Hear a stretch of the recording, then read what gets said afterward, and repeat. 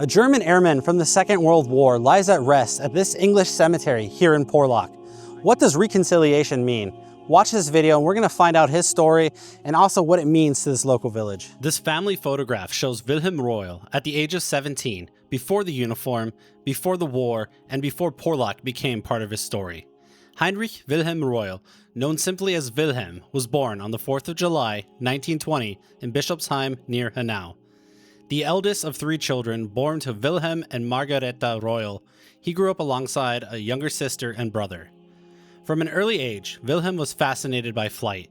He began building model gliders and eventually learned how to fly gliders himself. Before aircraft became part of his military service, flying was something he had chosen to do for himself, an interest that belonged to his life before the war. After completing his education at the Oberschule in Frankfurt, Wilhelm began working as a trainee at the machine tool factory in April of 1938. At 17, he was taking the first steps toward an ordinary working life, with his family, his interests, and what should have been an entire future still ahead of him. Within 18 months, however, the outbreak of the Second World War brought that ordinary life to an end. That individual life is also what the Volksbund came to Porlock to remember. This is one of the greatest achievements that we can actually do, because it's about recognizing the single human life that is behind a headstone. The fate, the families, everything that comes with it. And it was ended way too early in life. Wilhelm's own path into war began in October of 1939, when he was called into the German Armed Forces at the age of 19. Given his previous experience flying gliders, his assignment to the Luftwaffe was perhaps unsurprising. After initial training at Weimar Nora Air Base, he was sent to the flying school at Brandis-Waldpolz in Saxony at the beginning of 1940. Just a few months later, in June, he was transferred to Western France. By then, the war had turned its attention towards Britain.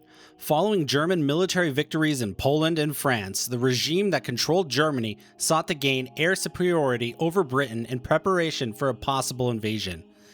British airfields, aircraft factories, defense positions, and other military targets were attacked. From September of 1940, the bombing campaign increasingly struck British towns and cities, bringing death and destruction to the civilian population. This was the conflict into which Wilhelm's short life had now been drawn. By September of 1940, he held the rank of Obergefreiter and served aboard reconnaissance aircraft as an onboard mechanic. On the mission that brought him to Porlock, he also occupied the aircraft's lower defense gun position. More than 8 decades later, Arne Schroeder of the Volksbund crossed the English Channel on his way to Porlock and found himself wondering what might have been going through Wilhelm's mind. Yesterday when we flew across the channel, I had different thoughts in my mind coming here. What will this young guy, 20 years old in 1940, was thinking when he was in his machine, in his Junkers machine, flying over the channel? Thought he would be a hero, or was he in his mind that he has to fight but he doesn't want to, that he wants to stay with his girlfriend? We will never know. We cannot know what Wilhelm was thinking or what he was feeling, but the surviving records can give us a glimpse and tell us what happened next. On the morning of the 27th of September 1940, Wilhelm joined a 4-man crew aboard a reconnaissance-configured Junkers Ju-88. The aircraft carried specialized high-altitude photographic equipment and had been ordered to reach Manchester, where the crew intended to photograph the port facilities and the dock gates of the Manchester Ship Canal. At the controls was pilot Helmut Ackerhausen, but the Junkers never reached Manchester. Over the Bristol area, the aircraft was intercepted by 3 RAF Spitfires. One of the British pilots was 19-year-old Eric Mars of No. 152 Squadron. Mars later recalled that the engagement began at an altitude of approximately 23,000 feet. A long-running fight followed, during which the aircraft descended until they were flying just above the landscape. Mars repeatedly attacked the Junkers, aiming at its engines. The German crew returned fire, damaging his Spitfire and puncturing one of its tires. The Junkers was also being badly damaged. Both engines were hit, coolant began escaping, and the crew gradually lost the ability to keep the aircraft in the air. According to the account later given by Ackenhausen, Wilhelm was struck while occupying the lower gun position. The damaged Junkers continued westward along the Bristol Channel, pursued by the Spitfires. Shortly after 9:30 in the morning, it reached Porlock Bay. With both engines failing, Ackenhausen brought the aircraft down in the shallow water close to Porlock Beach. In the biography, Ackenhausen is also quoted as saying, "Spitfire is too good." As villagers ran across the marsh towards the scene, 3 members of the 4-man crew climbed from the wreckage. Mars remained overhead and watched the surviving airmen leave the aircraft. He later recalled that the men below waved towards the Spitfire, and he waved back. The 3 survivors were taken into custody and transported to Minehead Police Station. They would spend the remainder of the war as prisoners of war. Wilhelm did not emerge from the aircraft. His body was subsequently recovered from the wreckage. He was only 20 years old.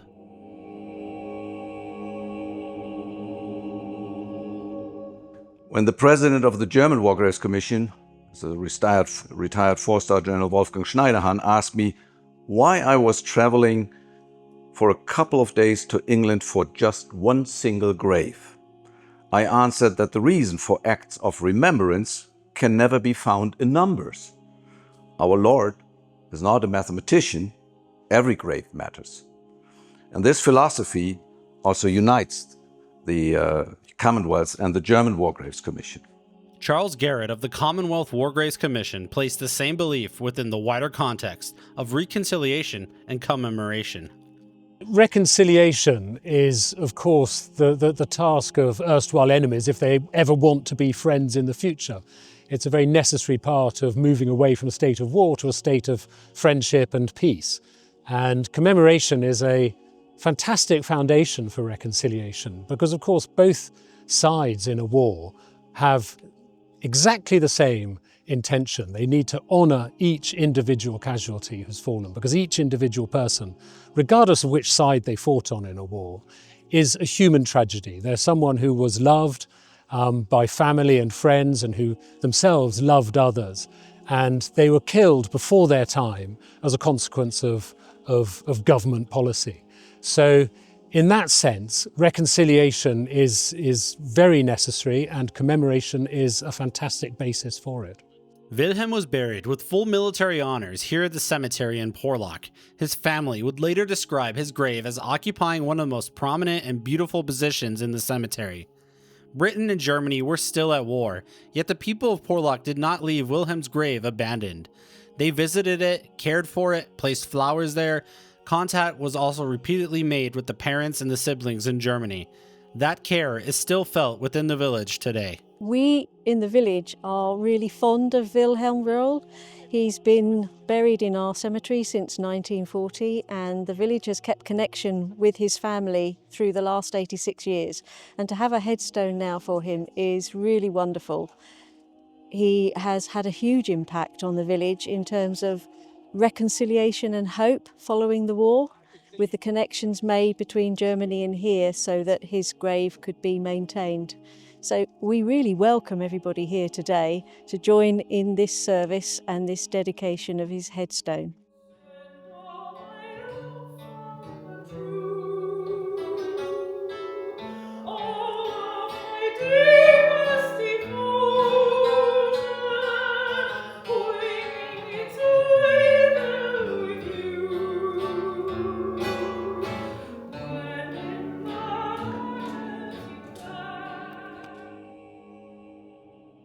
That affection was built over decades. For much of that time, Wilhelm's resting place was marked by a simple wooden cross. The original temporary grave marker had to be replaced several times as the wood deteriorated, but the care surrounding the grave continued. During the 1960s, many of the German war dead who were buried individually across Britain were brought together at the German military cemetery at Cannock Chase. Wilhelm's family was given the opportunity to have his remains transferred there. They respectfully declined. His family knew that his grave was being protected and watched over by the people of Porlock and chose to leave him there in the village that had cared for him since his death. For many years, Wilhelm's family arranged for a local florist to place fresh flowers on his grave on 5 commemorative dates each year. When the florist eventually closed the business, Porlock resident Rosemary Ball learned that the arrangement was coming to an end and offered to take over the responsibility. Rosemary continued laying flowers 4 times each year: at Easter, on the anniversary of Wilhelm's death in September, on Remembrance Day, and at Christmas. Through the grave, she formed a friendship with Wilhelm's niece, 2 women from different countries connected by the memory of an uncle that she never had the chance and was never able to know. Whenever members of Wilhelm's family visited Porlock, they discovered that the local people already knew Wilhelm's story and knew exactly where his grave could be found. And his name is even read aloud during the village's Remembrance Day commemorations. The wooden cross, however, had never been intended to serve as a permanent war grave marker. Almost 86 years after Wilhelm fell, that was about to change. That's because in 2026, the Volksbund and the Commonwealth War Graves Commission worked together to provide Wilhelm with a permanent dedicated war grave headstone. But what we know is that here British citizens of this small village that cared for his grave from 1940 till now, and the Commonwealth War Graves Commission and the VDK, the German Volksbund, stick together and gave him a new headstone. The stone was installed in the same place where the people of Porlock had cared for Wilhelm for more than 8 decades. On the 13th of August, 2026, representatives from Britain and Germany joined members of the local community for the rededication ceremony. The service began inside the church before continuing to Wilhelm's grave in the cemetery. Conducted in both English and German, it brought together representatives of the Volksbund, the Commonwealth War Graves Commission, the German Embassy, the church, the armed forces, and the village. The last post was sounded alongside Der gute Kamerad, which is the traditional German military lament. These were no longer representatives of an opposing nation meeting across a battlefield. They were people, humans gathered around a grave of a young man whose death had connected their community for almost 86 years. Following the ceremony, the Commonwealth War Graves Commission will continue to maintain Wilhelm's grave on behalf of the Federal Republic of Germany. The event in Porlock also marks the beginning of a much wider effort.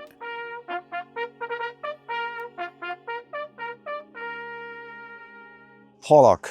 Porlock is the initiating event of taking care of up to 300 scattered single German war graves here in the United Kingdom. It's a great effort. It's about forgotten graves, forgotten names, and we bring them back to the memory of our nation, and we bring them back to the memory of the families.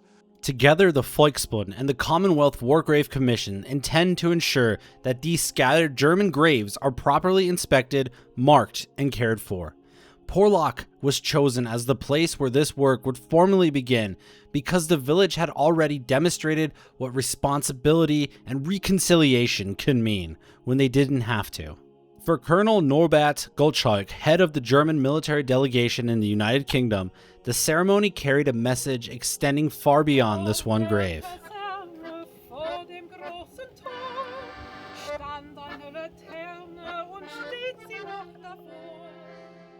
I'm Colonel Norbert Gottschalk. I'm the head of the German delegation. So under my command are all German soldiers serving here in the UK. And it was a great honor for me to be part of this very nice ceremony today here in Porlock, because this is another very good example of how nations can come together even after the greatest disaster which we have experienced after the Second World War. The friendship and the camaraderie which I have experienced with the British Army and the British civilization is really a good sign for reconciliation and that peace is possible. This is even more important in the current very dangerous times we are living in. So remembering the fallen and honor their what they have given is definitely a task for all of us to continue working together rather than fighting each other. Wilhelm Reuhl came to Britain as an enemy airman on a military reconnaissance mission during the Battle of Britain. Remembering his name does not glorify the circumstances in which brought him here, But what followed his death became a very different story. It is unlikely that Wilhelm ever knew the name Porlock. He certainly could not have known how fondly he would one day be remembered here. For almost 86 years, generations of local people cared for his grave. They laid flowers, they renewed a wooden cross, they maintained contact with his family, they continued to speak his name. The new headstone does not create that remembrance. It makes permanent the remembrance that was created by the community of Porlock that they had already protected. Over those decades, an enemy airman became a young man with a name, a family, and a permanent place within the story of this village. His grave now stands as a remarkable example of reconciliation, a reminder that even after war has divided people into enemies, those who come afterwards can choose compassion. Stories such as Wilhelm's also demonstrate why the wider work of remembrance remains so important. If this story has meant something to you, please consider supporting the Commonwealth Wargraves Foundation and the Volksbund, the German War Graves Commission. Links to both organizations can be found in the description. The people of Porlock chose compassion, and because they did, Wilhelm Reuhl was never forgotten.